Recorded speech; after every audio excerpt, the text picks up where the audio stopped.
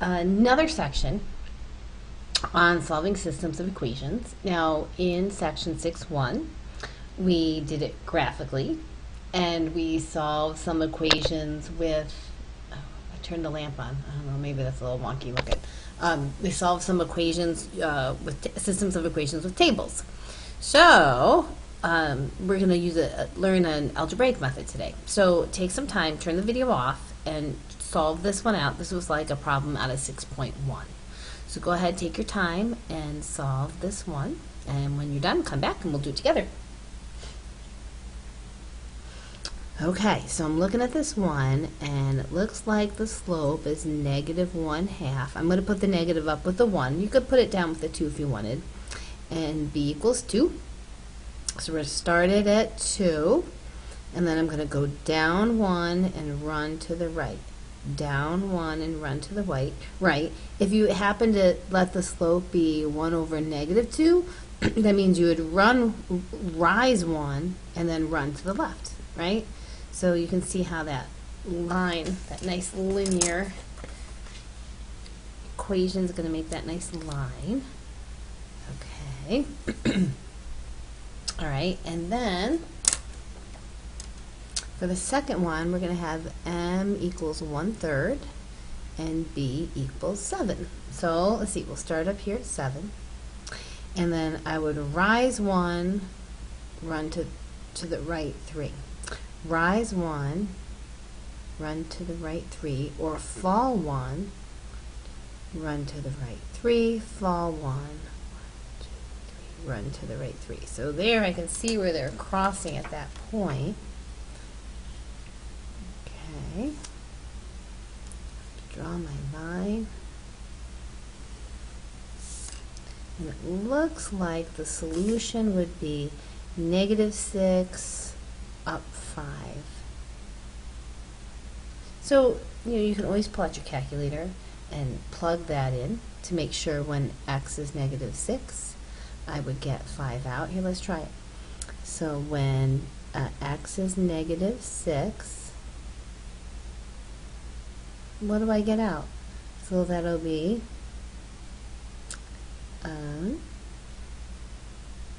I feel like, oh, I copied that wrong. Hold on. I'm like, wait, I feel like something weird's happening. Okay, I copied it wrong. Hold on. It should be 2. I'm not editing these, so whatever you get, you get. So if I put -6 in, I'm going to get -1/2 times -6, so that'll be 3 plus 2 equals 5. Okay, so that works out nice. And then let's go ahead and put -6 in this one, in this equation. I'll make it a different color. So y is going to equal 1/3 times -6 plus 7. Copied it right this time. Let's see, so that'll give us -2, if you pop that into your calculator, plus 7, which equals 5, right? So it works. So when x is -6 for both of those equations, y equals 5. So that's kind of how you can just check it, just to make sure you're reading the graph correctly. All right. So if we want to solve some equations without having to graph it every time, there are two methods, algebraic methods. One is called substitution, which is what this section is on. And then another is called elimination, which is what the next section is on. So let's look at substitution. And it's called substitution because it's exactly what you're going to do. You're going to take one of the equations and you're going to substitute it in to the second equation. So do you see it says y equals x minus 1? So down in the second equation, instead of y, I can put x minus 1. Because it's the same thing, y equals x minus 1, so instead of that y, I'm going to put x minus 1. And then we're going to solve it. So first thing we're going to do is distribute through that 2 to get rid of the parentheses. We're going to combine like terms. And then we're going to get the x by itself. So to undo the -2, I would add 2. So this is where I miss going around the room and asking everyone what they're getting. And then last step, I feel like I should ask somebody in class this. Last step, we're going to divide by 5. And so it looks like x is going to be 3. But they're ordered pairs, so we need to know the y value. So let's just use this equation. So if x is 3, it looks like y would be 2. So here's my solution, 3, 2. Now what I recommend you do is check that. So we use this equation to solve for the y, so let's just make sure in the other equation it works. So when x is 3, y is 2. Does that check out? So we'll get 9 plus 4 equals 13. You bet. 13 equals 13, and that's how we're going to check it. All right, so let's try 2 more together, and then I'm going to have you pause, and I'm going to have you try a couple on your own, okay? So this one's really painfully similar to the one we just did, right?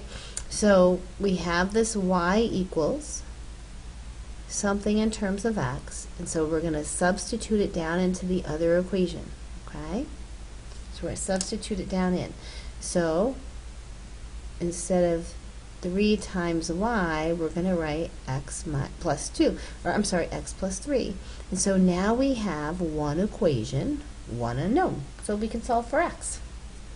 So take your time. We want to distribute the 3 to get rid of the parentheses, right? We want to combine like terms, and then I got to get this x by itself, right? So I'm going to subtract 9 from both sides of that equal sign.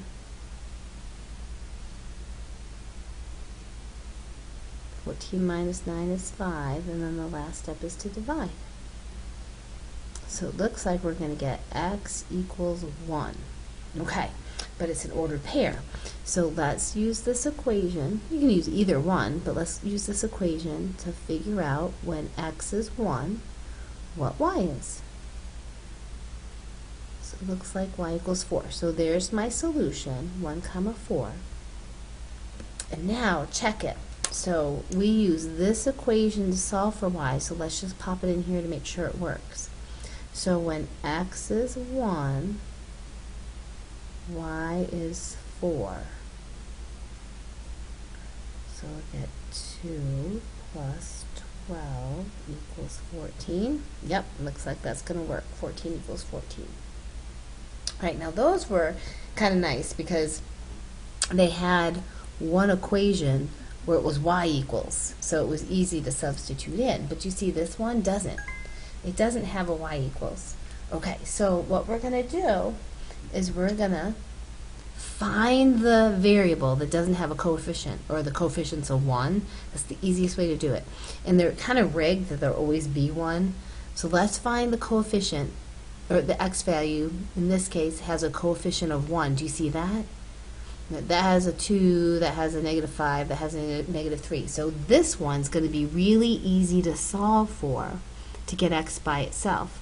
So if I have x minus 3y equals 4, do you see if I add 3y to both sides, I'm going to get x equals 4 plus 3y. And then what we can do is now we can substitute. As soon as you get x equals something or y equals something, you're going to substitute that down into the equation we haven't used yet. So instead of a 2x, it's going to be 2 times 4 plus 3y, and then minus 5y equals 5. So now I have, in terms of one equation, one unknown. So now I can solve for the y. So let's distribute through. Let's get rid of my parentheses. So push that 2 through. So we've got 8 plus 6y minus 5y equals 5. Combine like terms. And the only thing I have to do to get my y is to subtract 8. So it looks like y is going to equal -3. But I know I need it as an ordered pair. So let's come up here, that one that I circled, let's go ahead and pop y in. so I can figure out what x is. So x is 4 plus 3 times negative 3. So x is going to equal 4 plus negative 9. So it looks like x is equal to negative 5. So I'm going to sneak my solution here. So when x is negative 5, y is negative 3. Now, we didn't use this one yet. So let's go ahead and use this to check it. So it's 2 times x is negative 5, minus 5 times y is negative 3, equals 5. So this gives us negative 10 plus 15 equals 5. And yep, that's going to work. 5 equals 5. So that's going to check out. All right, let's try one more together. One more together. And then I'm going to have you do one, or these two on your own. You ready? All right. So this doesn't have like an x equals or a y equals yet, but my hint is find that variable that has a 1 in the front as the coefficient, and then solve for that, like y was going to equal something now. So here's that. I'm going to rewrite this over here. So we have 3x plus y equals negative 7. So do you see if we subtract 3x from both sides, that's going to give you y equals negative 7 minus 3x. Or you could write it as negative 3x minus 7. It doesn't matter. You're going to get the same answer anyway. So now, take this and plug it into the equation you haven't used yet. So we haven't used that second equation, so we're going to pop it in right there. So this will give us 2x, so you guys can see it, minus 5 times y, but instead of y, we're going to write negative 7x minus 3x equals 1. So take your time, turn it off, solve it, and then come back, see if we get the same thing. So 2x plus 35, remember, because this is a negative 5, so negative 5 times negative 7 is positive 35, and negative 5 times negative 3x is a positive 15x, equals 1. Let's combine like terms, so I can combine these guys. So 17x plus 35 equals 1. Then we're going to subtract 35 from both sides, right? Because I'm trying to get this by itself. I'm trying to get that by itself. So we'll have 17x equals negative 34, and then let's divide both sides by 17. So it looks like x is going to equal negative 2. But since we need an ordered pair, do you see if we, let's go ahead and pop x in, right into that equation. So y equals negative 7 minus 3 times negative 2. All right, lots of negatives here. So we've got negative 7, and negative times a negative is a positive. So it looks like y is going to equal negative 1. So remember, as the order, we need an ordered pair. That's going to be our solution. So we've got when x is negative 2, y is negative 1. There we go. How'd you do? Let's check it just for kicks. So I'm going to pop it into that second equation we haven't used. So 2 times negative 2 minus 5 times negative 1, is that going to equal 1? So we have negative 4 plus 5 equals 1. Yep, we did good. All right, so I want you to pause the video. I want you to try the other two, practice checking them, and then turn it back on and we'll see how we did, okay? So go ahead and try these, the last two, and we'll see how you did. And turn the video back on.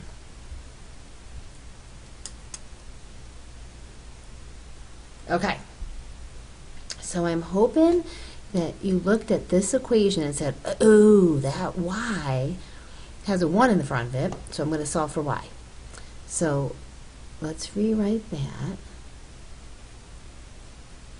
Let's go ahead and add 3x to both sides.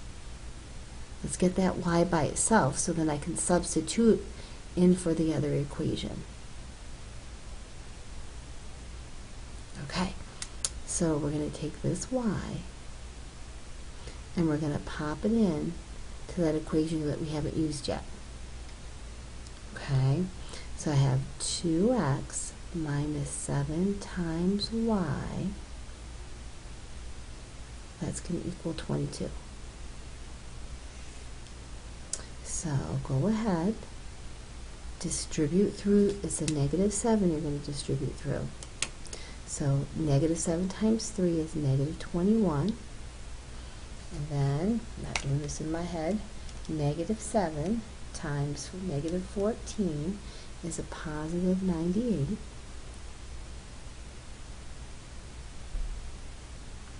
So combine like terms. So that would be negative 19x plus 98 equals 22. Right, so we got to get this by itself. So let's subtract 98 from both sides.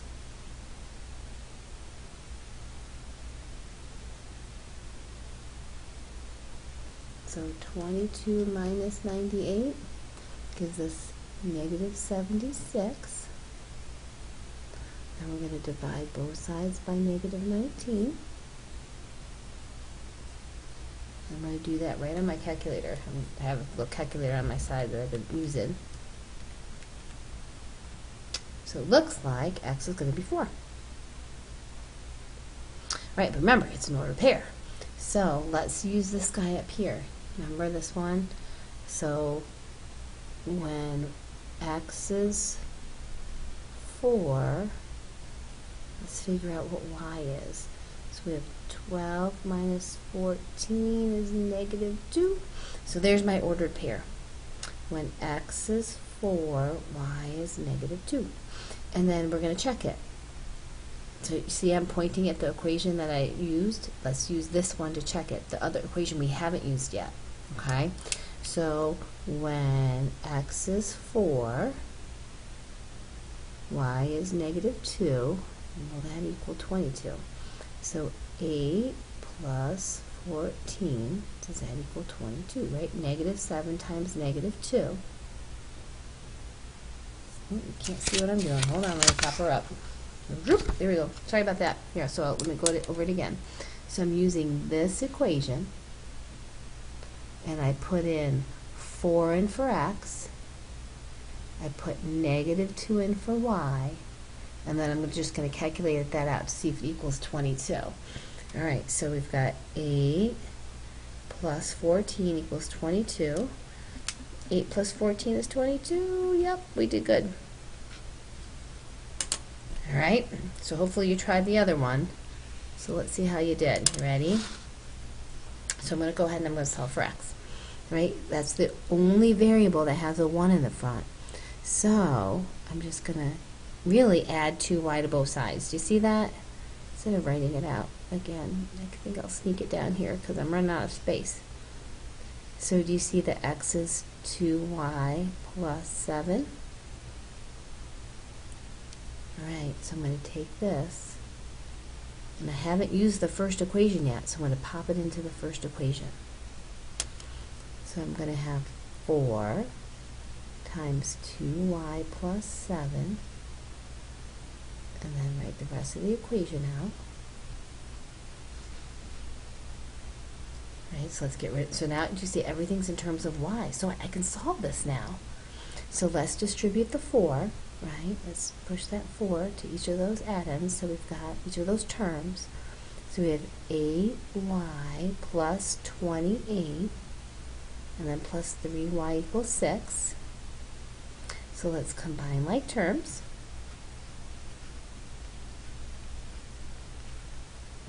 Right, gotta get this term by itself. So let's subtract 28 from both sides.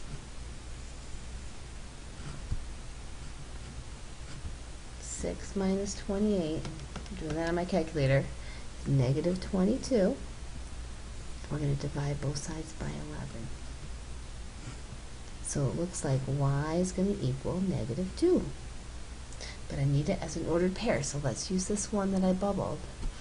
So x is going to equal 2 times y, which is negative 2 plus 7. So then x is going to equal negative 4 plus 7. So it looks like x is negative 3. So there's our ordered pair. The x always goes first. Alright, so let's use the equation, that second one. See, I still kept my finger on this. So this is the one we used to solve it. So let's check it. So I'm going to use this one up here. So 4 times negative 3 plus 3 instead of y, I'm going to put negative 2 equals 6. Let me check it, because right now I'm not liking what I'm seeing. So, oh my goodness, I can see it. Do you guys see it? I'm hoping you're like, hello, when I'm making these mistakes. Look right here. Did you guys catch it? Hopefully you did, because I didn't until just now. But all right, let me just take a step back. I did not do this on purpose, but I'm not going to edit this because this is good. Because when I was looking at this, I'm like, oh no, this isn't going to equal 6. I screwed up. I knew I screwed up because I checked it. Does that make sense? Because this would have been negative 12 plus negative 6. There's no way that's going to equal 6. So that causes me to come back up and go, all right, where did I make my mistake? I beefed it somewhere. And right here it was. Do you see that? Negative 4 plus 7 is positive 3. Okay. So now let's try it. So 4 times positive 3 plus 3 times negative 2 equals 6. So does it work now? So I'm kind of glad I made the mistake, so then you can see that the check is actually really valuable, and I do it every single time because it's valuable. Like right there, I beefed it up, but then I caught it because of the check. Okay? So it really is. It's valuable to do. It's valuable to do it. All right, now what happens if you're solving these out and you get one of those crazy systems where it doesn't have a solution or has an infinite number of solutions? All right, so let's pretend this is on the test, and we're like, oh, we can easily do this with substitution, no problem. I'm just going to take this, and I'm going to substitute it in down there. Boy, it's easy. It's all set up for us. So we've got 6x minus 3 times y equals negative 3. Oh, one equation, one unknown. We can solve it. Easy peasy. So 6x, let's get rid of our parentheses. Remember, it's negative 3 we're pushing through. So negative 3 times 2x is negative 6x. Negative 3 times positive 1 is negative 3. And you do this, and you're like, wait a second. When I combine like terms, those cancel, and I'm left with negative 3 equals negative 3.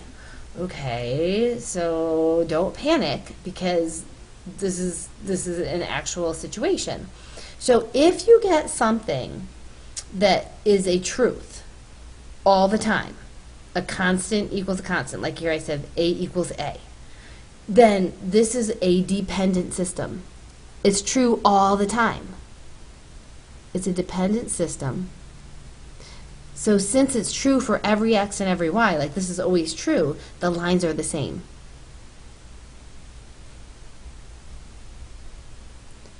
Okay, so the lines are the same, so you have an infinite number of solutions. And that happens when you get a constant equals a constant, and it's true. So here, let me just show you this. So if I took this equation just to show you that they're actually the same. So we have the 6x minus 3y equals negative 3. Let me go ahead and solve that out for you. You ready? So if I subtract 6x, I get negative 3y equals negative 6x minus 3. And if I divide everything by negative 3, do you see you'll get y equals 2x plus 1. So do you see it's actually the same? So they're the same line. But this is what will happen if the lines are the same. You'll get some constant equals some constant. And you're like, oh, that's true forever. All right, same thing goes with this kind. Now, right now, I know you can just see it and you're like, oh, well, they're going to be parallel. all right, because they're the exact same slope and different y-intercepts. But on my math lab, if you get something like this, where y equals y, because there actually are cases where it's not actually dependent, but if you get a problem where it says y equals a line and then y equals a line, what you want to do is take this and pop it in for the other y. So it would just be 2x plus 1 equals 2x minus 4, right? So on my math lab, if you get y equals something and y equals something, you just set the two equations equal to each other.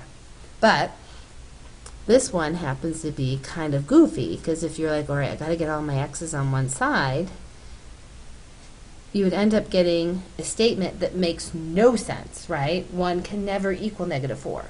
So if you get something where the x's go away or the variables go away and it